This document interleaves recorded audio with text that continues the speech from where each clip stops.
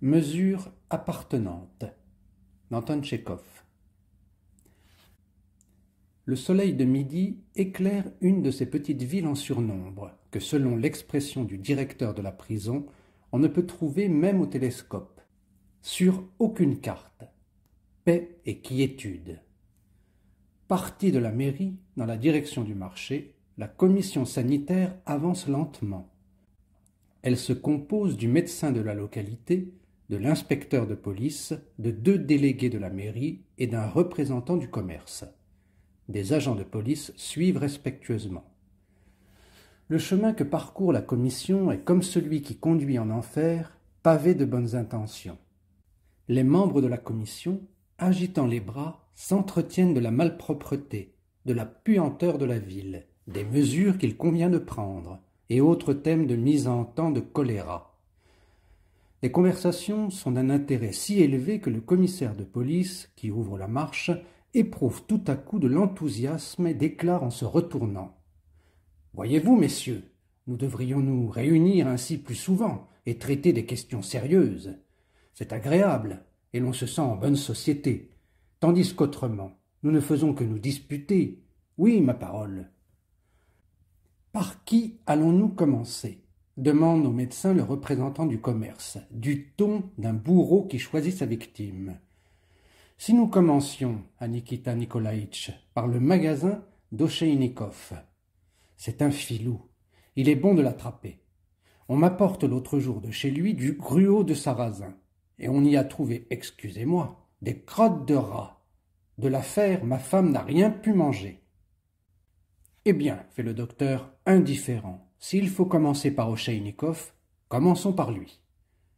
Les membres de la commission pénètrent dans le magasin de thé, de sucre, de café et autres marchandises d'épicerie d'Ocheïnikov. Et sans long préambule, ils procèdent sur le champ à leur inspection. Tiens, tiens, dit le docteur examinant des pyramides artistement édifiées avec des morceaux de savon de Kazan. Quelle Babylone de savon tu as construite! Quelle invention tu montres! Eh, qu'est-ce que c'est que ça? Voyez, messieurs, Demian Gavrilitch coupe avec un même couteau le pain et le savon. Ce n'est pas ça qui donnera le choléra à Nikita Nikolaïtch, objecte judicieusement le marchand. C'est vrai, mais c'est tout de même répugnant. Moi aussi je prends mon pain chez toi. Pour les personnes bien, il y a un couteau spécial. Soyez sans crainte, monsieur. Qu'allez-vous penser? Le commissaire de police cligne ses yeux myopes sur le jambon, le gratte longtemps de l'ongle, le renifle avec bruit, puis, l'ayant tâté du doigt, demande : « En as-tu parfois qui est de la strychnine ? » « Que dites-vous ? De grâce, cela se peut-il » Le commissaire, confus, laisse le jambon et regarde les yeux clignés les prix courants d'Asmolov et compagnie. Le représentant du commerce plonge la main dans un tonneau de sarrasin et y sent quelque chose de doux, de velouté. Il y porte les yeux, tandis qu'une tendresse s'épand sur son visage. « Minet, Minet, marmotte-t-il, mais tout petit. Couché dans le gruau, le museau en l'air, il se dorlote. Tu devrais, Demian Gavrilitch, m'envoyer un de ces matous. C'est faisable. Voici, messieurs, si vous voulez les examiner, les hors-d'œuvre. Voici des harengs, du fromage, du dos d'esturgeon fumé. Si vous daignez le voir, l'esturgeon est arrivé jeudi. C'est tout ce qu'il y a de bon. Mishka, passe-moi un couteau. » Chacun des membres de la commission se coupe un morceau d'esturgeon. Le sent, le goûte. « Je vais en goûter un morceau, moi aussi, » dit, comme à part lui, le patron de la boutique. « J'ai par là une petite bouteille qui traîne. Il faudrait lamper quelque chose avant de goûter l'esturgeon. Ça donne un autre goût. Mishka, passe-moi un peu la petite bouteille. » Mishka, les joues gonflées, les yeux sortis, débouche la bouteille et la pose avec bruit sur le comptoir. « Boire avant d'avoir mangé, » fait le commissaire de police, se grattant la nuque en hésitant. « Enfin, tout de même, un verre. Mais dépêche-toi, Demian Gavrilitch, nous n'avons pas de temps à perdre avec ta vodka. » Un quart d'heure après, les membres de la commission, essuyant leurs lèvres et se servant d'allumettes comme de cure-dents, se dirigent vers le magasin de Golorybenko. Comme un fait exprès, impossible de passer. 5 commis, la face rouge et suante, roulent hors du magasin un tonneau de beurre. Passez à droite. Par le bord. Tire. Tire. Pousse un bois dessous. Ah. Sacré diable. Reculez-vous, votre noblesse. Nous pourrions vous écraser les pieds. Le tonneau, coincé dans la porte, n'avance plus. Les commis pèsent sur lui avec force et poussent de tous leurs muscles, en soufflant bruyamment et jurant à pleine gorge.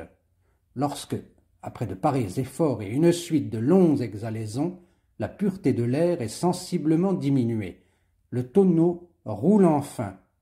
Mais à l'encontre des lois de la nature, il roule en reculant et s'immobilise à nouveau dans la porte.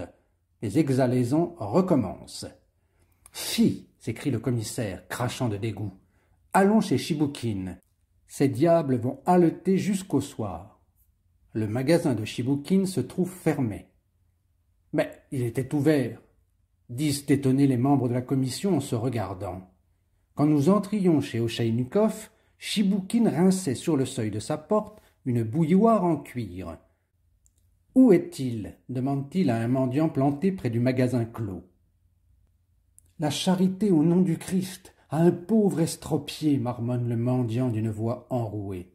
Selon votre bonté, messieurs les bienfaiteurs, pour le repos de l'âme de vos parents. » Les membres de la commission agitent les bras et s'éloignent. Sauf le délégué de la mairie, Pliounine, qui donne un kopek au mendiant, se signe vite, comme effrayé de quelque chose, et court rejoindre la compagnie. 2 heures après, la commission revient. Les membres paraissent fatigués, exténués. Ils n'ont pas couru en vain. Un des agents porte solennellement un éventaire couvert de pommes pourries. Maintenant, après nos justes labeurs, dit le commissaire en guignant l'enseigne, cave rhénane de vin et de vodka. Il serait bien de se rafraîchir, de se fortifier un peu. Ma foi, ça ne gâterait rien. Entrons si vous voulez. La commission descend les marches de la cave et prend place autour d'une table ronde aux pieds tors. Sur un signe du commissaire de police, une bouteille apparaît sur la table. Dommage qu'il n'y ait ici rien à manger, dit le représentant du commerce, buvant et se renfrognant. Ne pourrais-tu pas du moins nous donner un bout de concombre? Du reste, le représentant se tourne vers l'agent à l'éventaire, choisit la pomme la moins gâtée et se met à la manger. Tiens, fait le commissaire étonné, il y en a même qui ne sont pas trop pourris. Donne que j'en choisisse une. Pose ici l'éventaire. Nous allons choisir les meilleurs et les peler. Les autres, tu pourras les détruire. À Nikita Nikolaïtch, servez-vous. Oui, il faudrait nous réunir plus souvent et causer. Sans cela, on vit dans un désert où il n'y a aucune culture, ni cercle, ni relation. Une véritable Australie, pas autre chose. Servez-vous, messieurs. Docteur, une pomme? Je l'ai pelée exprès pour vous. Votre noblesse, demande l'agent au commissaire quand il sort de la cave avec la commission. Qu'ordonnez-vous de faire de l'éventaire? Les ventaires? Quel éventaire? Ah, je comprends. Détruis-le avec les pommes, c'est de la contagion. Les pommes, vous avez daigné les manger? Ah oui, très bonnes. Écoute, va à la maison prévenir Maria Vassilievna de ne pas se fâcher. Je ne vais passer qu'une petite heure chez Pliounine à dormir. Tu comprends? Dormir. Les étreintes de Morphée. Sprechen Sie Deutsch, Ivan Andreitch? Et levant les yeux au ciel, le commissaire secoue la tête avec amertume, écarte les bras et dit « Toute notre vie est comme ça.